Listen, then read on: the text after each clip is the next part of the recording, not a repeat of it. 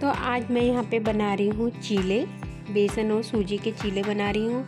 और दूसरी तरफ मैं पापा जी के नाश्ते की प्रिपरेशन भी कर रही हूँ आटा गूँधने की, क्योंकि पापा जी चीले नहीं खाते हैं तो वो थोड़ा हैवी नाश्ता कर लेते हैं। कभी कभी बहुत लाइट नाश्ता करते हैं, जैसे दलिया, मीठे जवे ये हो गया, ऐसा नाश्ता कर लेते हैं। वरना रोटी सब्जी पापा जी सुबह नाश्ते में लेते हैं। ये सुबह सुबह का टाइम करीब हो रहे हैं 7:45 बजे का टाइम हो रहा है, या 7:30 पौने 8 का टाइम है। बच्चों के लिए ही नाश्ता बन रहा है सुबह को, लंच के लिए, बच्चों के टिफ़िन के लिए। और उसी के साथ मैं पापा जी के ही नाश्ते की प्रिपरेशन भी कर देती हूँ, ताकि मेरे दोनों काम जल्दी हो जाएं, क्योंकि दोनों की टाइमिंग सेम ही होती है, पापा जी की और बच्चों की ना। तो 9 बजे तक हमारा नाश्ता वास्ता बन के खा के पापा जी खा भी लेते हैं। उसके बाद मैं अपना नहाने का काम करती हूँ, क्योंकि नहाने के लिए इसीलिए लेट हो जाता है। सुबह सुबह 8:30 बजे तक बच्चे जाते हैं, फिर पापा जी मम्मी को नाश्ता हो जाता है, फिर नाश्ते बनाने में मुझे बहुत टाइम हो जाता है। इसके बाद सारे किचन का काम निपटा के ही मैं नहाने जाती हूँ।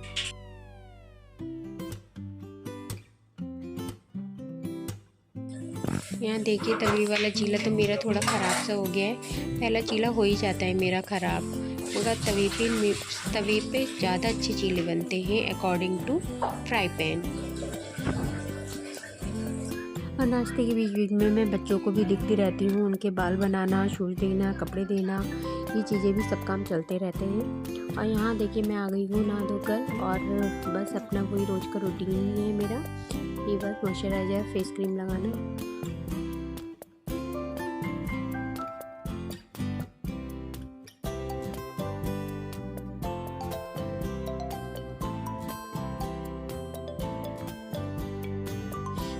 तो अब मैं यहाँ पर लगा रही हूँ, ये सर्फ साबुन आया था तो मैं इन सबको एक बास्केट में रखती हूँ। तो बस जो ज़रूरत का सामान है वो मैं निकाल लूँगी, पहले का जो मेरा बचा हुआ था, और कुछ शैम्पू निकाल लूँगी। बाकी मैं जो अब का आया हुआ सारा सामान है टोटल मैं इसमें ही रख दूँगी।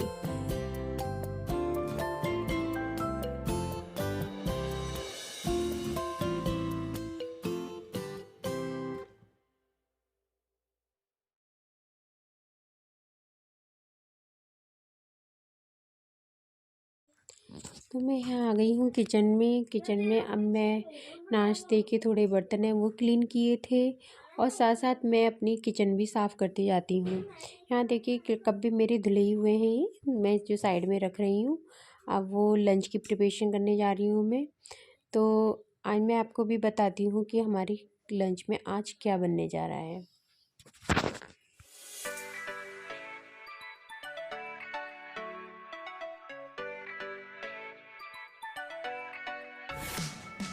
आज मैं बना रही हूँ दाल आलू। पता नहीं आप लोगों के यहाँ बनाते हैं नहीं बनाते। तो इसमें हम लेते हैं उड़द की दाल और आलू। उड़द की दाल से तो डायरेक्ट ही छोड़ देते हैं सब्जी दाल को, तो डायरेक्ट ही छोड़ देते हैं।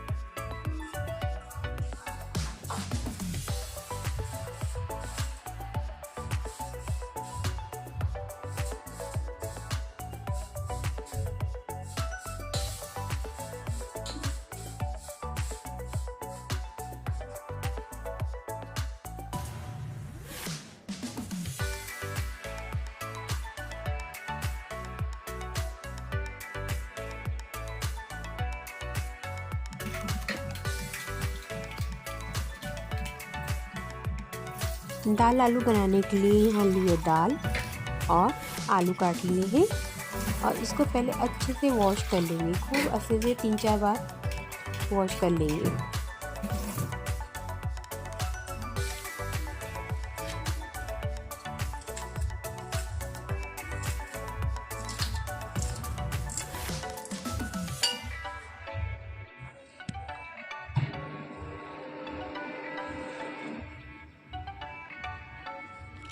अब मैं यहाँ 2 छोटी छोटी प्याज ली है मैंने, इनको छील लूँगी।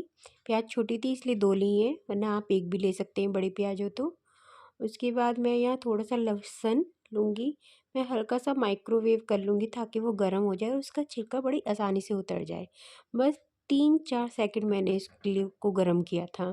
और यहाँ देखिएगा लहसुन के छिलके बहुत ही जल्दी से छिल गए हैं। आप इसको पानी में भी डाल सकते हैं, तवे पे भी गर्म कर सकते हैं ताकि लहसुन बहुत जल्दी से छिल जाए। ये छोटी छोटी ट्रिक हैं जो हमारे कामों को बहुत ईजी बना देती हैं। अब यहाँ देखिए जैसे और सब्जियां छोंकते हैं, प्याज भुनी, लहसुन भुना, फिर इसमें वही मसाले वसाले डालकर अब हमने इसको भून लिया है।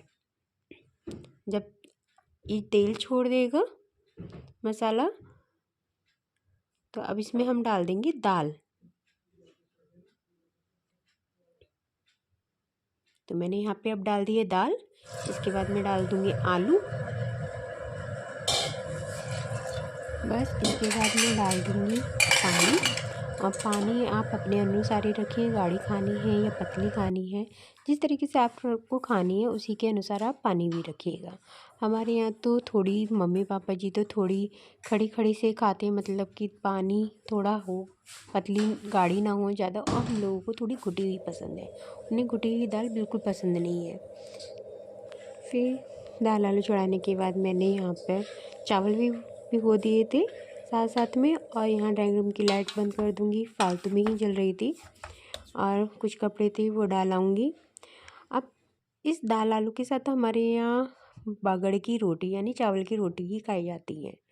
तो मैंने यहाँ देखिए थोड़ा सा मैंने सोचा था थोड़ी सी रोटियाँ सेकनी है, जब मैंने आटा गूँधा तो ज़्यादा हो गया, मैंने इसलिए थाली ले ली थी, पर कोई नहीं।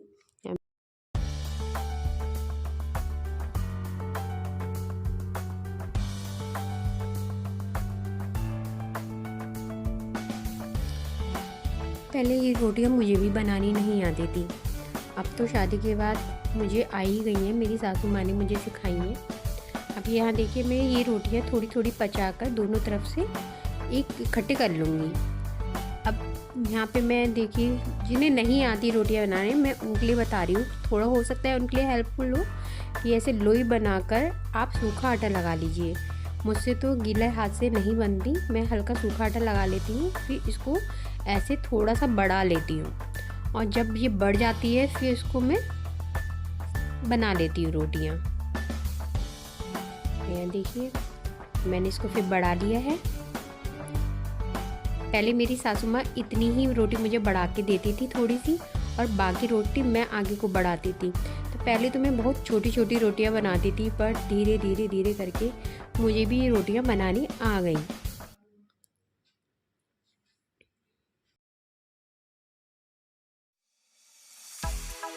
अब यहाँ देखिए यहाँ पे मैं तवे पे दो दो तीन तीन रोटियाँ करके दूसरे तवे पे, अब यहाँ नीचे से थोड़ी सी टाइट हो जाती हैं तो देखिए रोटियाँ फूलती चली जाती हैं।